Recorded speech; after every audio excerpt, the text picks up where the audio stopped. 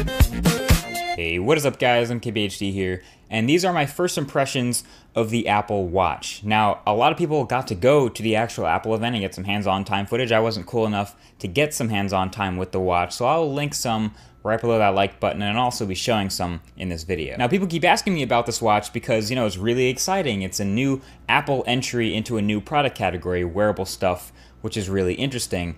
But after about a day or so later, I just have really mixed feelings about it. So for those who haven't seen, the Apple Watch was announced yesterday alongside the iPhone 6 and iPhone 6 Plus, which I'll also be covering. And the watch itself, it's square, it's made of metal, it's a little bit thick, it's not too flashy, it doesn't really stick out when you look at it at first, but it has some very interesting software features. But for the hardware, it's actually 3 different versions of the watch. It's the Apple Watch, the Apple Watch Sport, and the Apple Watch Edition or something. The standard Apple Watch is a stainless steel body, has a pretty standard set of bands, and a sapphire crystal display. The Apple Watch Sport has a lighter weight aluminum body, since you're going to be running around with it a lot, and these colorful rubber bands. And the Edition is coated with 18 karat gold on the body and some fancier bands, so that's the clear fashion statement one. And all this hardware is actually really personalizable, which is awesome. So Apple seems to be realizing one size does not fit all here, especially with the new iPhones. And then with this watch, there's actually a small size and a large size of the watch for every variation. So the small size has a 1.5-inch display, and the large size has a 1.65-inch display. For reference, the Moto 360 I'm wearing has a 1.56-inch circular display, so right about in the middle. So, people with larger wrists tend to gravitate towards the larger watch, and people with smaller wrists, probably a lot of women, will want to gravitate towards the smaller one naturally. It makes perfect sense. And the bands, oh, the glorious bands. I'm actually really happy about the bands. So they have a bunch of different material options. They have leather, metal, rubber, and they have different clasps and buckle designs depending on how simple or elegant you want it to look. There's a sport band that's sweat-proof and colorful. There's the leather loop that has freaking magnets like an iPad smart cover. It's brilliant. I love the bands. They're really awesome. But what's really going to make the bands important is the way they click in and click out. There's a really easily removable standard that Apple's created for Apple Watch bands, and that's going to make the bands huge. You can already see third-party manufacturers now making other different materials and designs for watch bands, the same way they make different cases for the iPhone now. It has a starting price of $349, but that's just the base price, so that's probably the smallest face with the most basic band. So I'd expect to probably pay more like $400 to $450 for this watch, which is not cheap. But here's where the mixed emotion part comes in: the software. The knob. There's a dial, the knob looking thing on the side of the Apple Watch to interact with this new software.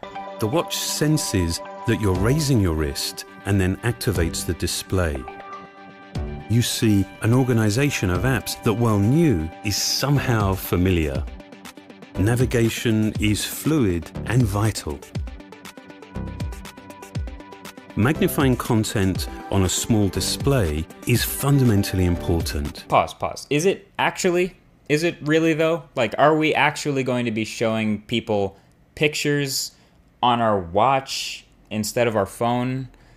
I don't know. So it's called the Digital Crown, and it's this knob or wheel and button on the side of the Apple Watch that lets you move around inside watch apps. You can zoom and pan and scroll. And they make a huge deal out of this knob, even though it's still a touchscreen watch. But it kind of reminds me of that BlackBerry, what was it, the BlackBerry Pearl, which had a knob on the side to do everything, but that's because it needed it because it wasn't a touchscreen phone. I am really concerned though with this whole knob thing on the watch. First of all, it takes your interaction with the watch from this to this, or if you're lefty, one of these. And, if it's a knob, is it going to move around when I accidentally bump it? Might it start switching through and scrolling through things? If I cross my arms the wrong way, is it going to scroll and select something?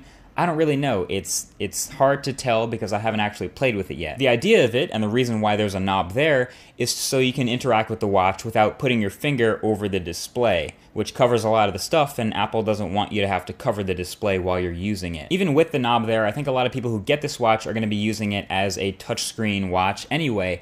But that's the other thing. Even though it has the whole tap versus press sensitivity thing, the user interface is so much less finger-friendly than the other smartwatch user interfaces. If you've seen my Android Wear smartwatch review video, you know, it's nice and big, all the notifications you can swipe through. Very, very simple stuff, even though your finger covers the screen.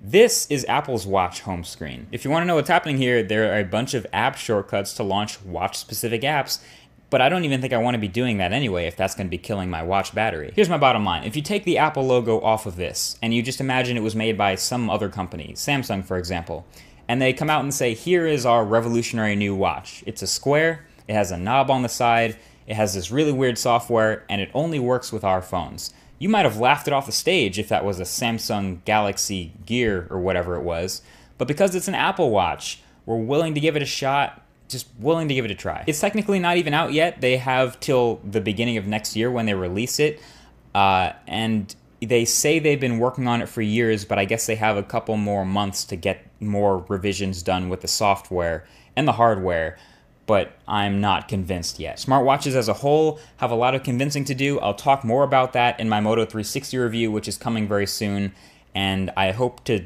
get my hands on the Apple Watch soon and mess around with that too. But until then, very mixed feelings about this Apple Watch, and I'll keep my eye out for any improvements or impressions that come along in between now and early 2015. Until then, feel free to give a thumbs up on this video if you enjoyed it, and a subscribe button is also below if you want to see more videos like this. Thank you for watching, and I'll talk to you guys in the next one. Peace.